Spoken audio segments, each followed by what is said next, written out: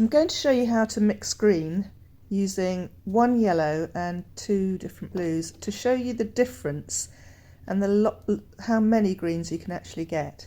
So I'm using cadmium yellow light, cerulean blue and ultramarine blue. I take a dollop of the yellow and then the tiniest bit of the cerulean blue, and I just add it until there's the slightest difference in colour so that it starts to go green. And when I'm happy with that, I'm just going to paint it onto this sheet of paper for you to see. So that's a very pale green that we've got there, and I'm adding now just a little bit more of the cerulean blue, and you can see the value has changed. It's become slightly darker, slightly richer green, slightly less yellowy, and you can continue doing this for really quite a long time and have gradations in colour, but you will see how the colour actually changes, and that with cadmium yellow light and cerulean blue you get quite a bright, vivid, spring-like green.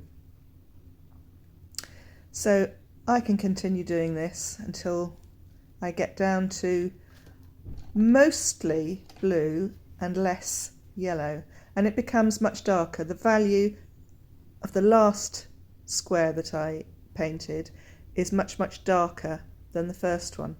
Now I'm going to do the same exercise with the same yellow, but this time using ultramarine blue. Now ultramarine blue is much darker in value than cerulean blue.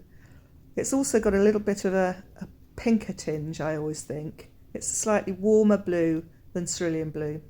And so I'm doing exactly the same thing. I'm just adding a tiny bit of blue to change the colour gradually. And you can see that the colour green mixed with ultramarine blue is very different from using cerulean blue, and that's because of the temperature difference in those two colours.